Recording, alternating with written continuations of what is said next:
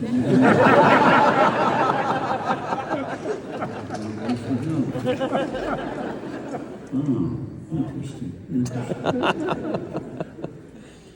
I feel that she's going to win.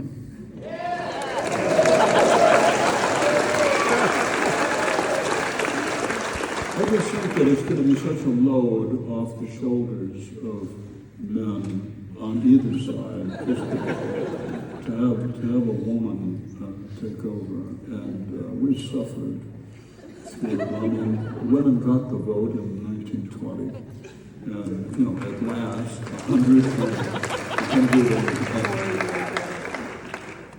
104 years after they got the vote, maybe one of them might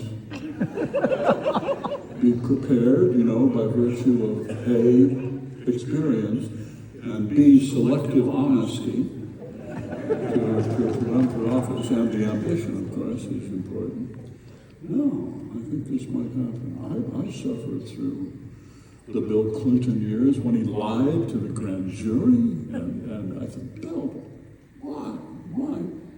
Don't cheapen yourself. George W., a man who it turns out his real ambition was to be a watercolorist. Let somebody else take it and give my gender a break. And we can stop reading them. I'm tired of reading the news. I just it just never changes. Yeah. There's terrible suffering in the world, and children are starving in the Sudan because of the civil war, and now Israeli jets are bombing Beirut, and terrible things are happening in Ukraine and all over. And China, North Korea, Russia, Iran are all kind of massing and kind of waiting for their moment. Evil is loose in the world, but when you're 82, I think you should be able to have fun. Let other people worry about it. Let's us just stand and let's sing, swing low, sweet chariot, come for to carry me home. Swing low, sweet chariot, come for to carry me home. I looked over Jordan, and what did I see?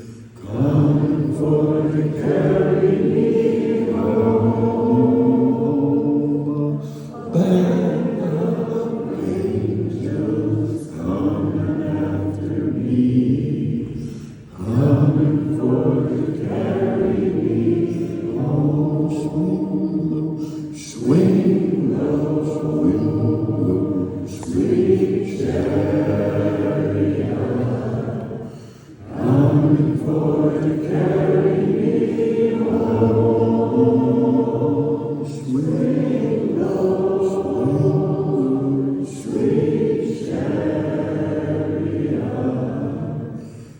coming for to carry me home. Shenandoah, I long to see you. Away, you rolling river. Oh, Shenandoah, I long to see you.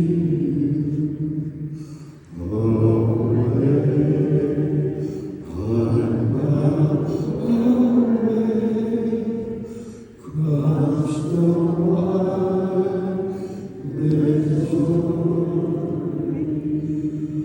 I've got sunshine on a cloudy day. When it's cold outside, I've got the month of May.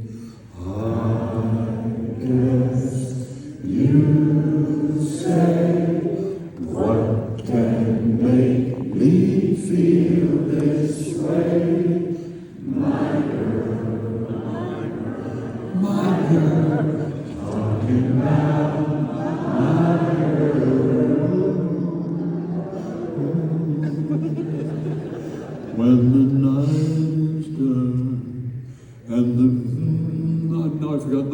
And the sun and the moon is the only light I see. Well, I won't be afraid. No, I won't be afraid. Just as long as you stand by me. Oh, baby, stand by me. Oh, stand by me. Won't you stand? Yes, stand by me. Well, she was just 17, if you know what I mean. And the way she looked was way beyond compare. How could I dance with another?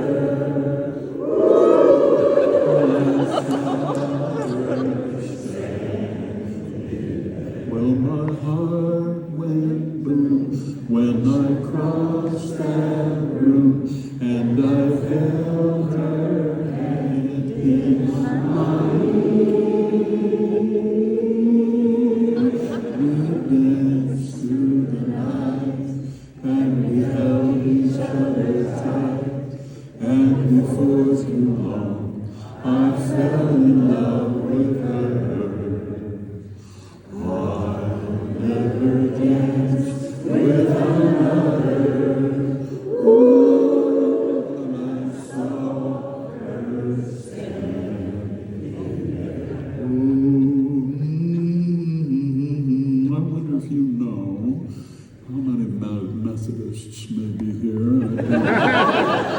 I'm sure I'm not going to ask for a show of hands.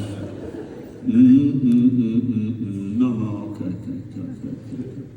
Let's sing another song about our suffering country, our country that's been through such a difficult election, and I hope we will survive this. This is a song written by one of those immigrants who came over. Israel Baleen was his name, and he decided to change it to urban Berlin, and he wrote this great song. God bless America, land that I love, stand beside her and guide her through the night with the light from above, from the mountains to the prairies, to the oceans, white with foam. God bless America, my home, sweet home. God bless America, my home, sweet home. Praise God from whom all blessings flow. Praise Him, all creatures here below. Praise Him above the heavenly hosts. Praise Father, Son, and Holy Ghost.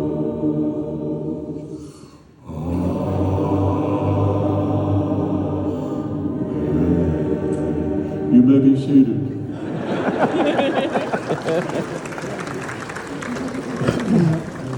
I just cannot remember when I have been in a group of such marvelous, magnificent singers as this group.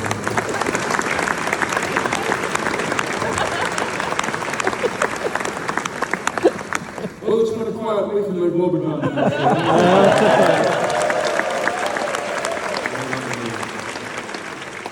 Out on the edge of the prairie, I go back now and then, even though I live on the Upper West Side of Manhattan.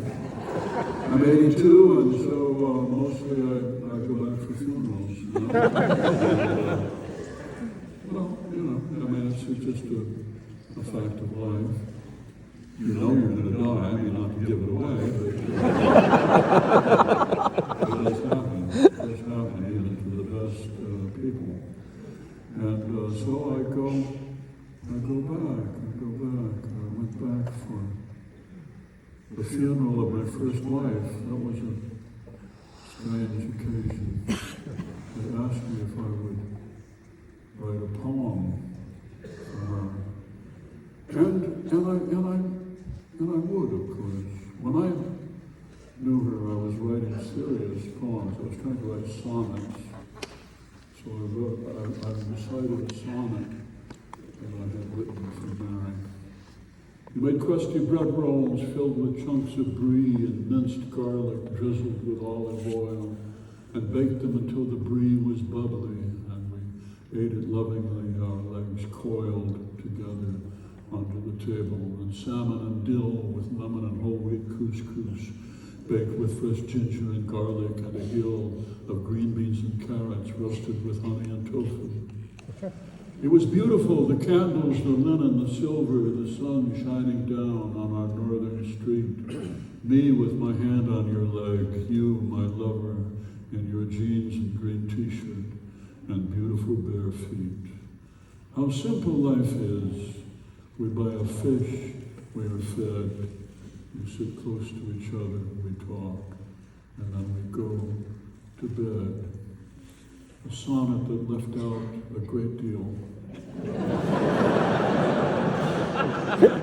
liked it. It was a sonnet. She was a good cook. She made wonderful dishes. And I still feel this distant fondness and regret and guilt. Yes, guilt. I was brought up fundamentalist. You don't ever lose that gift at all. I go back for funerals. I go back now, and I know that my town has changed. There's the sign. You have to go through this jumble of county roads, and you find this sign. It says Lake Wobegon, the little town that time forgot. And there are many bullet holes in it. I don't know how to explain that. But you stand there and look at it. It's very rickety. It's been hard hit by wind and rain. And there is a movement in town now led by a tycoon, the tomato tycoon, Donald Schmidt, who's come in with his American Utopia tomato, and they built this armada of greenhouses, and they're shipping tons and tons of new hybrid tomatoes all over the place. And he's turned the central building into his main office, and now kids from Lake Wobegon get well-paying jobs in merchandising and distribution and public relations, working there in Lake Wobegon, and so their grandparents are able to help raise the grandchildren. I mean, he's done a good thing for this town, but he's a bully. He's a terrible bully, and he's destroying the town that I know. So I have these mixed feelings about him. I never talked about him on the radio because I didn't want to give him any credit whatsoever, but there he is doing all of this. He wants to change the name of the town from Lake Wobegon to Green Horizons. And they've held 2 referenda. And the last referendum he came within 14 votes of winning, and Lake Wobegon would have been gone. Lake Wobegon was then given to it by Norwegian immigrants back in 1849, 1841, and they gave it a Norwegian name, and then that made no sense because it had an vowel in it that Americans did not pronounce. So they changed it to Lake Wobegon. The English was poor, and they felt that Wobegon meant that your troubles were over. And by the time they figured out that it meant sad, bedraggled, miserable, the water tower had been painted on it.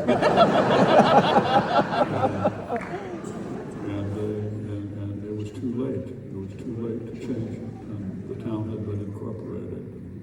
And so, ever since we've had this experience, we Wobegonians, people ask, where are you from? And you say, I'm from Lake Wobegon, and they think it's a joke, and they laugh at you. So we're used to being laughed at, being objects of ridicule. This is not the worst way to grow up, my friends, is to be made fun of. It develops a little inner confidence. No. I treasure that. I think it gives you strength. I appreciate that. No, we've gone through silly things. At first, the town teams, the high school teams, for many years, including when I was a kid in school, in honor of the Norwegian seamanship tradition, the nickname was the Seaman. Oh, Lord. So the cheerleaders would sing, "Go, Seaman, go." Head for the hole, hit that goal. Go. And then finally, somebody explained to us why people were laughing at us, and so changed to the Leonards after Leonard Ronsef, who was a football coach, a losing coach, but he lost with great dignity. So we appreciated that. Now, so much has changed in our town. I look at that sign, and here is another billboard, the American Utopian Tomato billboard with an enormous tomato behind the town that time forgot, and another billboard with this blonde babe with her arms folded over her bosom, and she does not seem to be wearing a top, and it's Candy Corn and her Platinum Playgirl, whose #1 pop hit, Almost 18, tore up the Billboard charts a couple of years ago. She's from here. This is her hometown. She lives in Palm Springs now, and she travels all over the country, and people go to ballparks to see her sing. Her name is not Candy Corn, of course. It's Hedlund. It's Cindy Hedlund, and she is the granddaughter of my friend Roger Hedlund, who was the trash hauler in town. Roger Hedlund, who went to school with me, and we have stayed close friends ever since. And it was for his funeral that I went back there in July. Roger Hedlund confided in me, I think, more than he could in his own wife, Cindy, and he told me about his interest in Taoism. Very few garbage men are into Taoism. He had read the sayings of Lao Tzu, who said that the greatest wisdom is in silence. The greatest things that have been thought need not be said, which fit Roger Hedlund very well. He was one of the most taciturn people in town. when your job is driving a garbage truck around town and collecting trash, there's not a lot to talk about. But he turned his lake cabin into a temple, and he kept his robe and a maroon ribbon that he wound around his head out there, and he practiced Tao, yoga, and meditation. And towards the end of his life, towards the end, he came to feel the power of silliness. Silliness as the ultimate dignity. An amazing, magical discovery. All these years, this man had been a faithful Lutheran to all appearances. But in his heart, he was a Taoist. And so he made a practice every other day or so, every other afternoon after he was done making his rounds, he would walk into the sidetrack tab, and he would walk back in towards the crowded tables, and he would sing to them. And he would sing, John, Jacob, Jacob, that's my name too. Whenever I go out, the people always shout, there's John, Jacob, Jacob, Irish. People sang along with him out of sympathy, thinking that he was losing his mind. But in fact, he simply was expressing his faith in silliness as an ultimate form of individual stature and dignity. Now I stand looking at those signs before I go into town, and I know that so much has changed in Lake Wobegon, the town that I talked about those 40-some years on the radio. Roger Hedlund wrote me letters accusing me of missing the truth about Lake Wobegon and covering up the misery and the unhappiness and creating this idyllic little village. But you know, on Saturday afternoons, people don't need to hear more about misery and suffering, was my rationale. I don't know if I was right or not. I go back now and I see how much has changed. I see that Bunsen Motors is gone. The old Ford agency is gone there on Main Street. Main Street is now, the name has been changed to Central Avenue. I don't know why. Mr. Schmidt had the idea that Main Street sounded too small townish.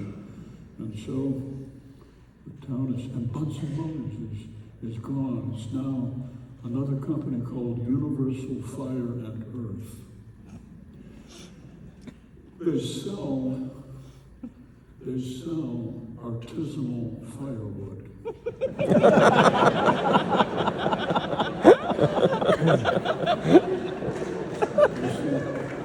Kiln-dried, 5-year-old artisanal white oak firewood seasoned with sea salt.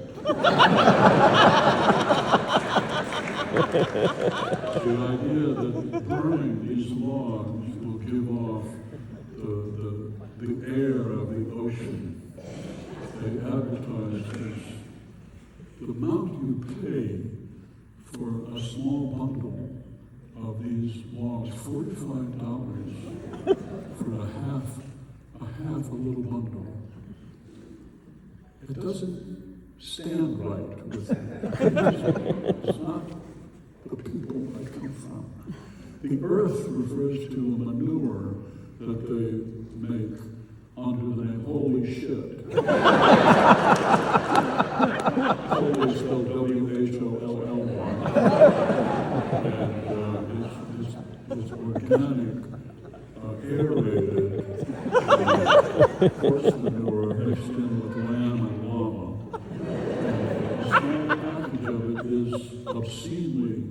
expensive. I miss Clarence Buston, I miss Clint Buston, I miss the way it used to be. I miss my father, who was a Ford man. Kretz Barshev is gone, and it's now a yoga studio and a meditation parlor, and it's called A Quiet Country. And Jack's Auto Repair has become Patricia's pet center. And it sells stuffed comfort animals for your pet. And catnap surroundings and sedatives for pets. And there is a therapeutic veterinarian who will treat your pet's emotional ups and downs. There's so many therapists in the world now. There never used to be. There always used to be. There was an ant. Everybody had an ant. And maybe she was the ant who had no children of her own. But she was your aunt that you would go and talk to about things you couldn't talk to your mother about. And she would assure you that things would be okay, and you will move along in this life, and not to obsess over your own problems. She taught stoicism, and not to worry about things you have no effect on. And now people, there's a maleness seminar that meets in town every week. Men sitting around on folding chairs in a circle and drinking carbonated water, and they are talking about their emotionally distant fathers who failed to validate them as individuals. God, please. This is a small town in Minnesota. All men were emotionally distant. That's how they were brought up. There were exceptions, but very few.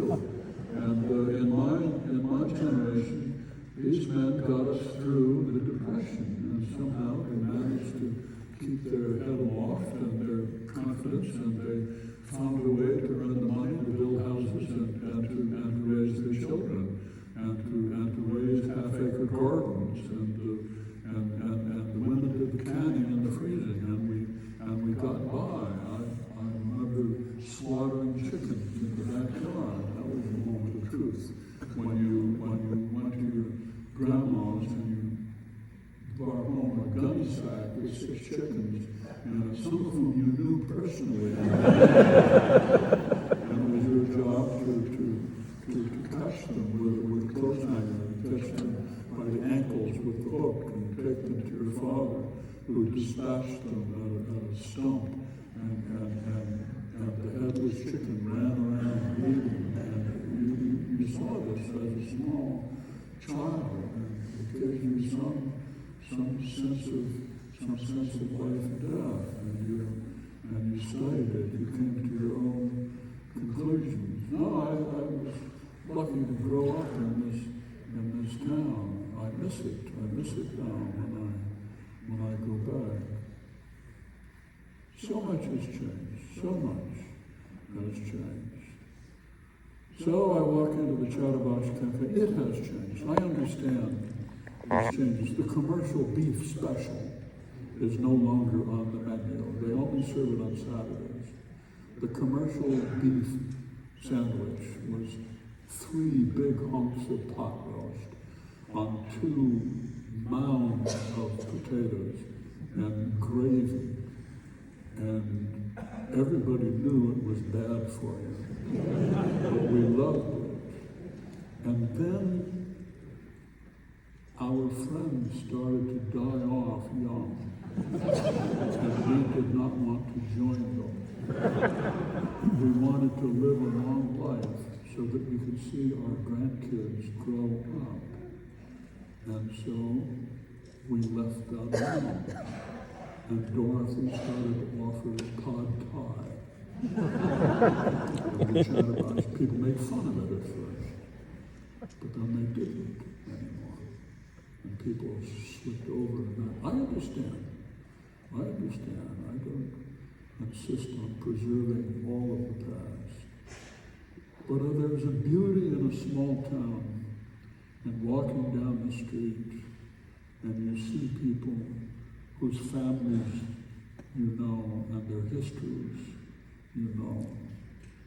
People see me walking down the street, they don't think about my career in radio. They remember my ancestors. They remember the Powells going way back. They remember David Powell, who came to this town with those first Norwegian immigrants in 1841. They came over from Norway and they chose him as their guide because he could speak English, and they could not. They came on ox carts with big solid wooden wheels, and they were hoping to reach Colorado. They'd read about the gold rush, and they were hoping to get there and get rich and make their mint and then go back to Oslo and build themselves a big mansion on Trondheimsgade and live the life of aristocracy. But no, the flat land went on and on and on, and these wheels were bumping hard. And they came to Minnesota, and the Lakota Indians were there. The Lakota took pity on them. The Lakota had a certain tolerance for craziness, and these people were crazy. And so they helped them. They showed them what vegetables were, which weeds were edible, and they helped them hunt antelope and caribou, and the Norwegians decided to stay. It was November. They'd been traveling a long time. They hurt. Finally, their leader, Mr. Hagen, Sigurd Hagen, said, "Let's stop." And nobody disagreed with him. It was not a manly thing to say, but he said it. And that was it. We need more leaders like that. No, they stopped and they settled in. What happened to the natives, of course, was obscene and tragic, and we can talk about that as well. Chief Wabasha, attempting to save his people from the invasion of the whites, he adopted the Episcopal faith. He cut his hair short. He dressed in a suit and leather shoes. He did his best to fit in with the white man. The more he tried to fit in, the more they cheated him. They made promises that were never kept. They signed treaties that were never fulfilled. He took the side of the whites in the Sioux Uprising of 1862, and for that he was shackled, and he was taken in a wagon off to Nebraska, and he was buried in a grave out on the open plains of Santee, Nebraska, under a tree, still not understanding why the great father in Washington had betrayed him and treated him so shabbily. No, it's a sad story. And my people stayed. They stayed put. Here I am. I'm 82 years old, and I've now become the oldest authoritative historian of Lake Wobegon, Minnesota. Other people who knew more than I have passed on. Mr. Torvaldsen passed on just a year ago. He was a great expert in history, and he was in Lakeside Liquors. He'd given up the sauce a couple of years before, but he saw up on a high shelf, he saw bottles of bourbon, Lady Barbara, Southern Bourbon, and a woman on the label who appeared to be unclothed. And impulsive lust drove this man to reach for a bottle, and he brought 14 quarts of bourbon down on his head. And he's never been the same since. And they sent him off to Shady Acres. And there he is. And he sits there watching TV all day. And so, if you want to know about these things, you have to turn to me. I'm the one who can tell you. Young people don't seem all that interested, but when they do, I have the answers. They said, wasn't there a Guess the Ice Melt contest? And yes, there was. There was, and it almost ended in 1973. Every year they would tow a 1948 Pontiac out on the ice in December. They would tow it out there with a chain around the rear axle and would sit out there on the ice, and you could buy a ticket and guess the day and the hour that that car would go through the ice. And in 1973, it was one of those odd winters, thawing, freezing, and people were excited, and they paid $5 a piece for a ticket. And they sold thousands and thousands of tickets until March the 8th at 2 o'clock in the morning. It went through the ice and rang an alarm, and people came downtown to see. Yes, it was gone. Went all the way through the ice, the Pontiac, and they looked up the winning ticket, and it was a man in Los Angeles. He had come through town driving a Buick back in February, and he had something wrong with it, and he took it down to Krebsbach Chev, and Carl Krebsbach had worked on and put in a new carburetor, and the man bought a ticket.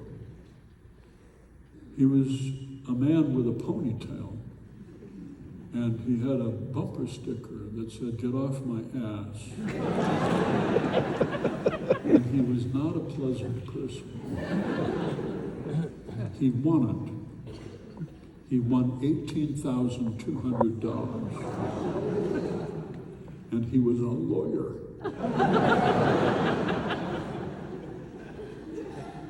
And people said, that's it. That's it, that's enough of that. Sending $18,000 to Los Angeles to a lawyer. I don't want to have any part of that at all. They almost canceled it. But the Sons of Canute brought it back as a fundraiser. And back then, the Sons of Canute carried a good deal of credit in our town. They don't now, because they're practically all disappeared. They've married outsiders, Swedes, Danes, Finns. But back then, they carried some weight. And so they brought back the Guess the Ice Melt contest for 2 more years. And there were some very nice prizes that were won by proper people. And then finally the Pontiac was hauled off and left in the woods and became a home for raccoons. And it was a form of gambling, and so some preacher preached against it. People didn't dare stand up to it. No, I've become the authority on these things. I was Roger's best friend. He wrote me critical letters about my falsification of Lake Wobegon, how I left out the rough parts. And he tried to preach his Taoist beliefs to me. The beauty of silence, which in my line of work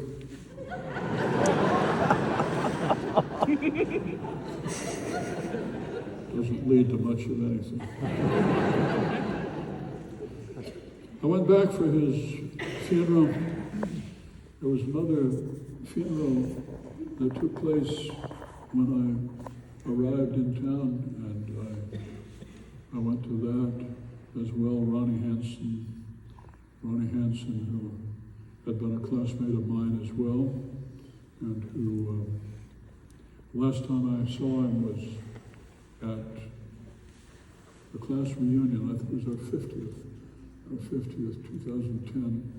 And we were standing side by side at the urinal trough in the men's room. And he looked over at me and he said, "That looks just like a penis, but it's so small." And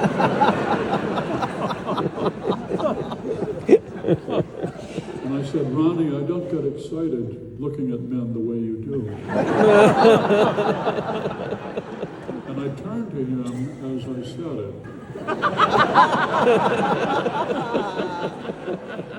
And he jumped back because his left pant leg was wet. And he slipped on the liquid. And I heard the crack of his right wrist when he caught himself. And then he stood up and he tried to take a swing at me with his right hand. And it hurt him terribly. He let out a shriek. Men don't often shriek where I come from. I felt so bad about it. We avoided each other for, I'd say about 10 years. And then I came back to town one February and I rented a car and I went into the Chatterbox Cafe and I stayed too long. And I stayed in there because Myrtle Krebsbach was talking on the phone to her son Sheldon down in Minneapolis. And she was cussing him out. Myrtle Krebsbach, who has the loudest voice of any person in town. I sat there listening as she said, Sheldon, she said, "I will never forget the day you were born 42 years ago. It's permanent in my, I've never experienced pain, anything on the order of what I went through that day. I tell you, your father was fainted on the floor, and the nuns were praying as fast as they could, and they asked me if I'd like a priest. I said, I need a bishop at least. And the doctor was studying his obstetrics textbook. I tell you, it was just the most horrific pain. Your head was so big, and when it came out, it was like pushing a football out a garden hose. It was screamed. I wished I could die. I wish somebody would shoot me. Matricide, I was hoping for it, but no. Out you came. No, I went through such suffering. And now you tell me at the age of 42, that you're not going to give me a grandchild, that you are gay. I don't think there's anything gay about that whatsoever. It's just a man denying his mother what she deserves to have. And you go to any doctor's office and you could squirt your semen into a test tube. You could find a woman who would carry it for you. It's not that hard. Believe me, I can show you how to do it. But no. And she saw I was listening, and she saw I was writing this down.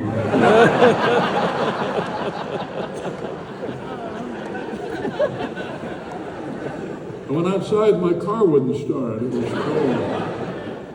And Ronnie Hansen came driving along, and he saw me. Without seeing who it was, you could see I had the hood up, and I was fiddling around with it. I had known nothing about cars. And he pulled over, and he got out his jumper cables. And then he saw it was me. But when you have jumper cables in Lake Wobegon, you are obliged, as a matter of honor, to start that car. And so, he came over, and he hooked them up. I wouldn't know how to hook up cables. Positive, negative, I have no idea. He hooked him up, and he started the car. And I invited him to come into the chatterbox. And Myrtle was still talking to Sheldon. And he and I sat and we talked about his grandson, who was autistic, and talked about his daughter who was in an unhappy marriage. We talked a lot. Men don't usually get into these details, but we did. So we were friends. They wanted me to recite a poem at his funeral. I didn't have time to write one, and I didn't know Ronnie well enough to write one. So I recited, "When in disgrace with fortune in men's eyes, I all alone beweed my outcast state, and trouble deaf heaven with my bootless cries, and think upon myself and curse my fate, wishing me like to one more rich in hope, featured like him with friends possessed, desiring this man's art and that man's scope, with what I most enjoy, content at least, yet in these thoughts, myself almost despising, haply I think on thee, and then my state, like to the lark at break of day, arising from sullen earth, sings hymns at heaven's gate. For thy sweet kindness such wealth brings, that I would scorn to change my lot with kings." It was nice to have a sonnet at a funeral. People appreciated that. Something that an English major can do. Other things didn't work out. Trying to write serious fiction, trying to write epic poetry. In my old age, following Roger Headland's advice that in silliness lies great dignity, I had become a writer of limericks, not sonnets, none of which would have been appropriate for a funeral.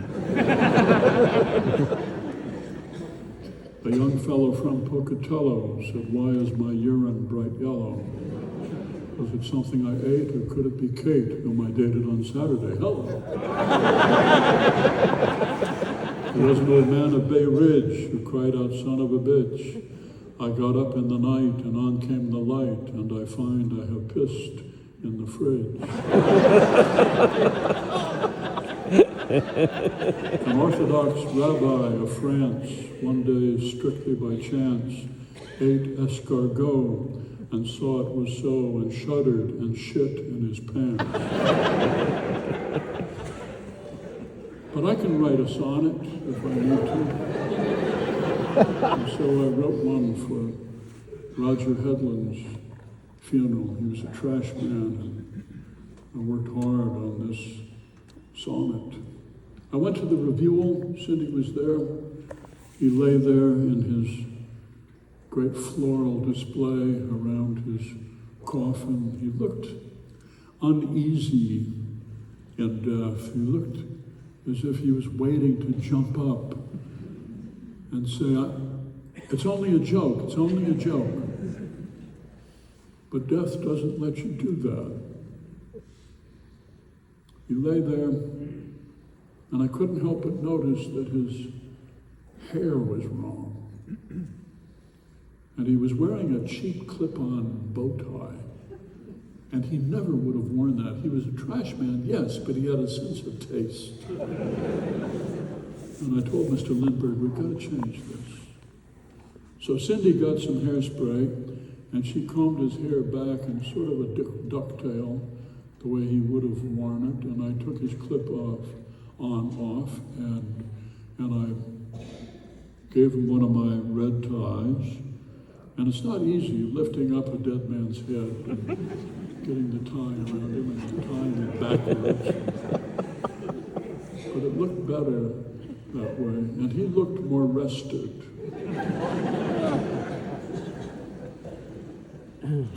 It's not important. No, it is important. You're going to be lying in that box for what, 200 or 300 years? Should look like what you expected to look like. Funeral was not well attended. Why wouldn't they go to the trash man's funeral? He'd provided a great service for them all these years. A man who was practicing Tao, keeping silence. When you pick up people's trash, there's a lot to talk about. And he didn't. He had a saying of Li Tzu written on the side of his garbage truck. 2/3 of wisdom is knowing what to throw away.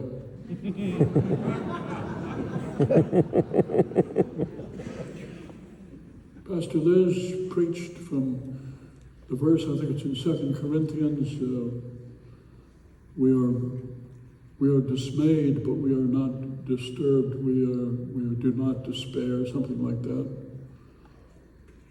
We are all the lights of God in clay containers.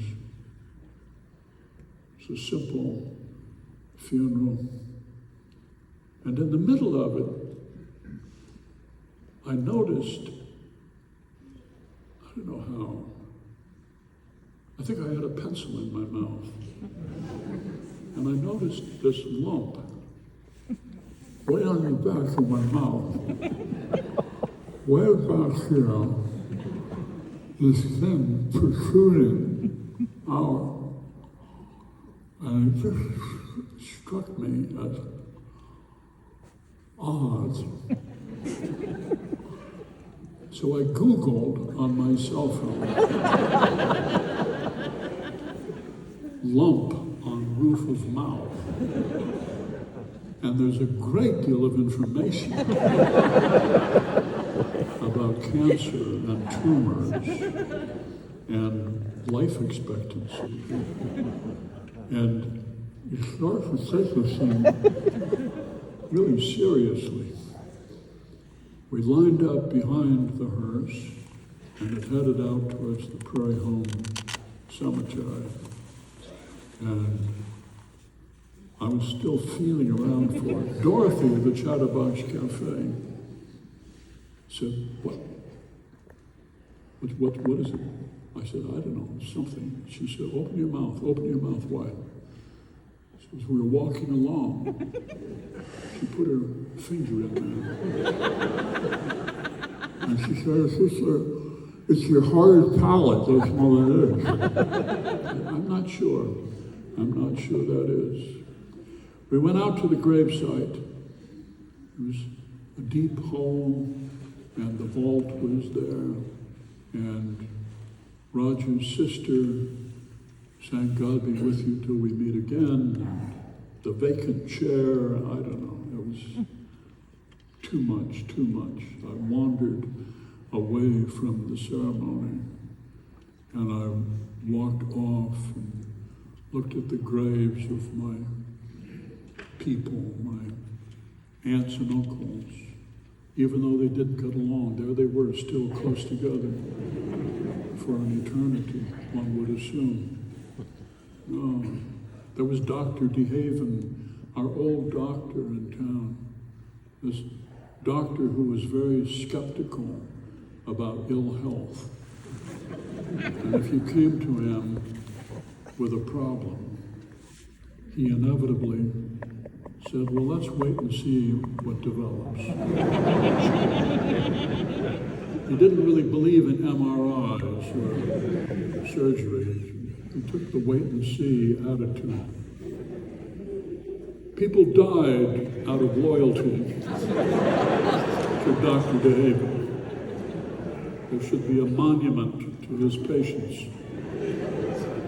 There he is, surrounded by all of these people who were waiting to see what would happen.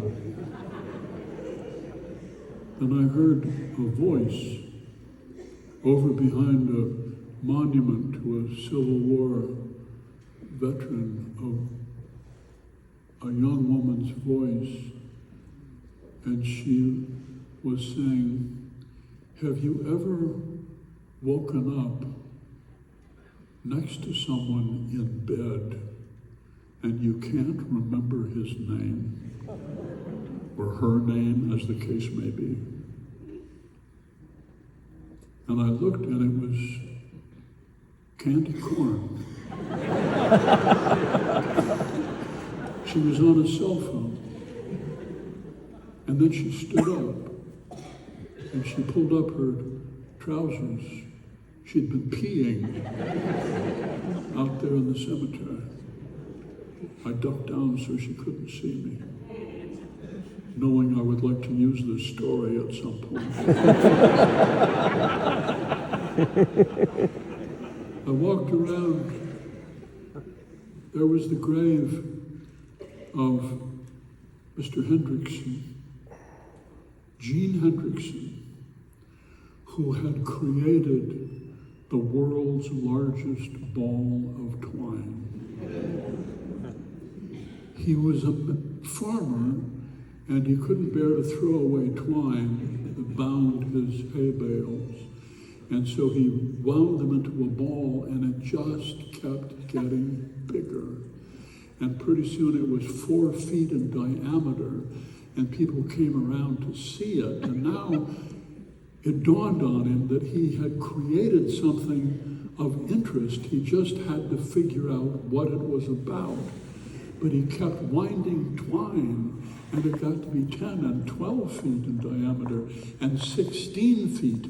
And then he looked it up in an encyclopedia in Guinness's Book of World Records, and there was a ball of twine in Tokyo that was 22 feet, the world's largest.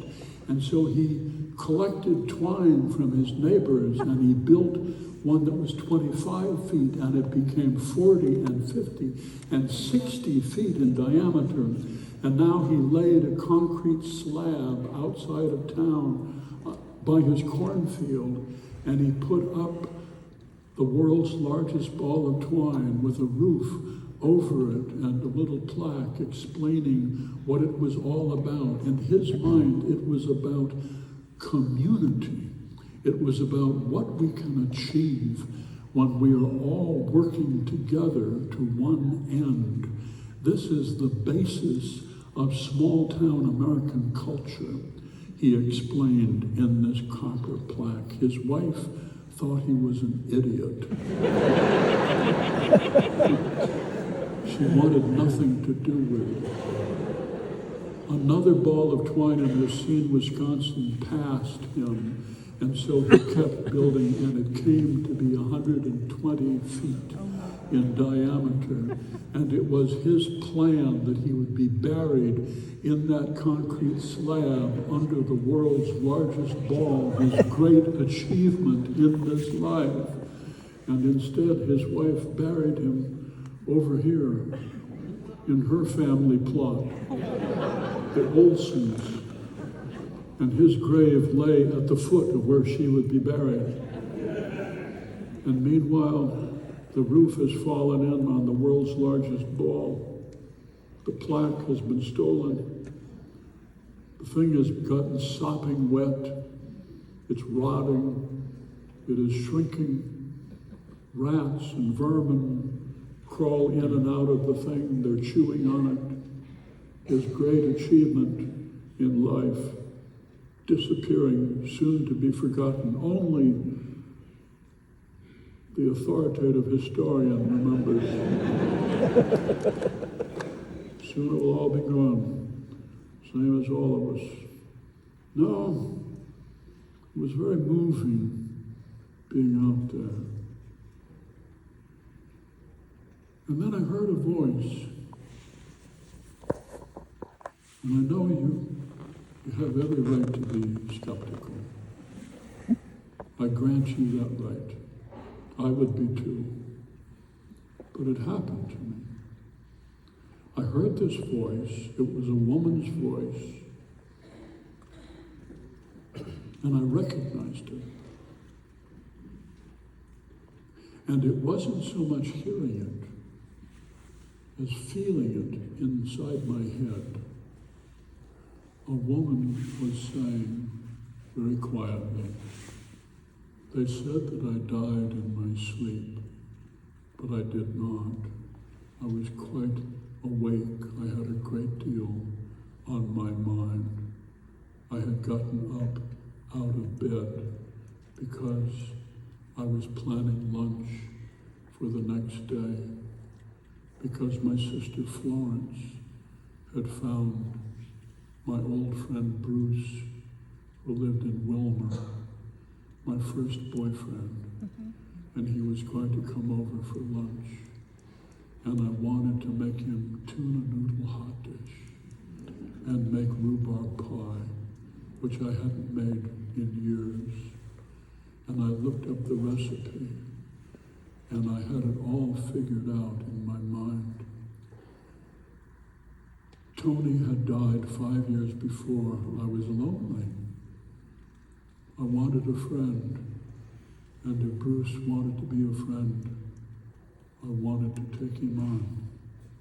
I just want to have somebody next to me at night.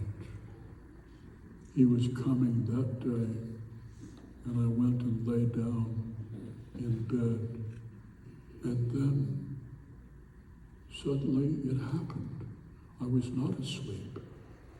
I was awake. But when you're dying, you know it, and you know there is no return. That's how I left, and I wish I could tell other people about it.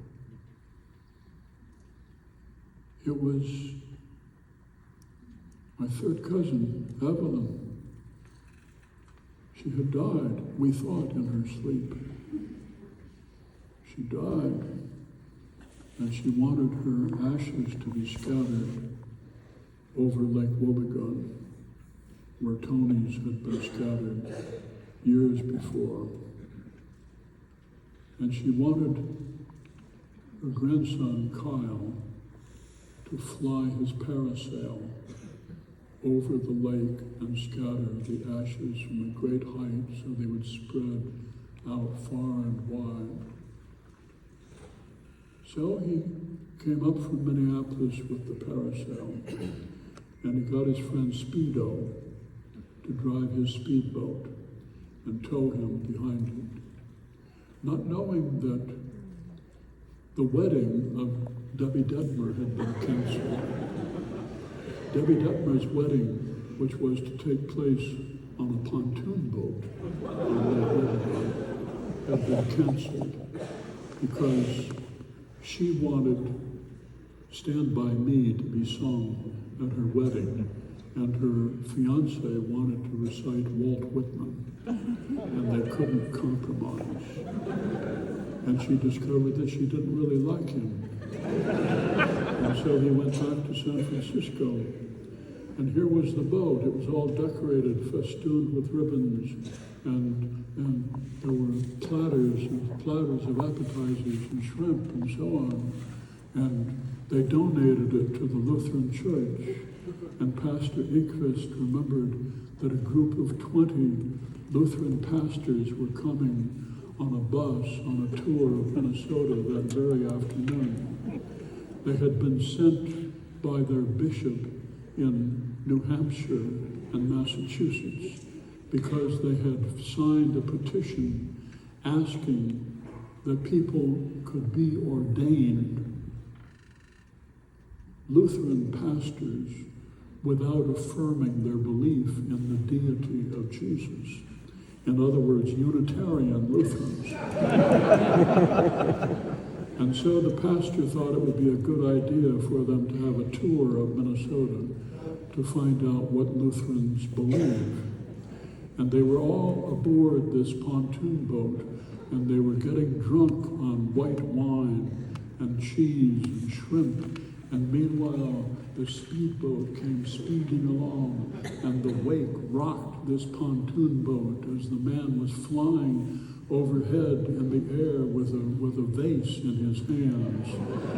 He was flying overhead, and the speedboat slowed down as he rocked this boat, and pastors were thrown into the water, and he turned around, and the man on the parasail sank down underwater and fell, and now he was towed, as the speedboat started up again, he was towed at high speed underwater, which tore the swimming trunks from his body, and he rose naked up in the sky and scattered the ashes, and then the parasail settled down on the beach, and he bent down to pick up the vase that was fallen into the sand, and a dog named Bruno came up behind him and greeted him as dogs so often greet people.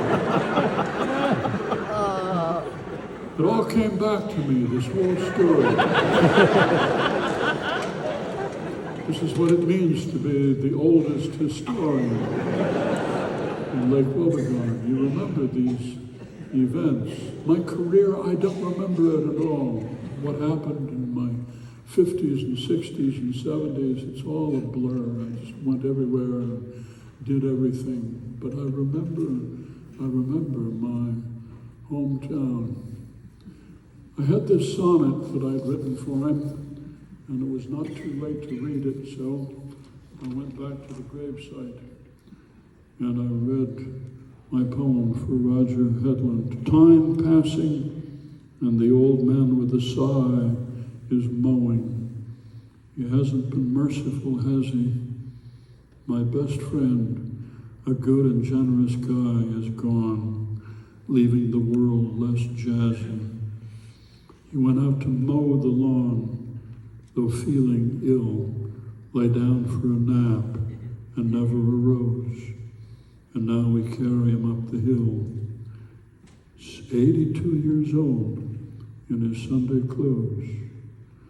But Roger wouldn't want us to be sorry a long time. Weep, say your prayers and your eulogies, and then resume the beautiful aria of life in all its generous grandeur. Each day is borrowed, but let us own it and find beauty in our coffee and donut and love this world before we have flown it. They laid him down into the vault, and the grave digger bent way down to lower the lid on the vault. And as he did, leaning way down, his pants revealed his butt crack. And I recalled the poem I wrote for my daughter. Everything hangs together. I thought how much Roger would have enjoyed seeing this, and how much we should enjoy it ourselves. No, it's a beautiful life. It gets more and more beautiful as you get older. With any luck, it does take some luck, but there's much luck available to you, thanks to modern medicine and other things, many of which were created by immigrants who came to this country, but never mind that, I'm not going to preach about that. No, it's a beautiful country, and I hope we recover after this election and we somehow find common cause one more time. That's the news from Lake Wobegon, where all the women are strong, all the men are good.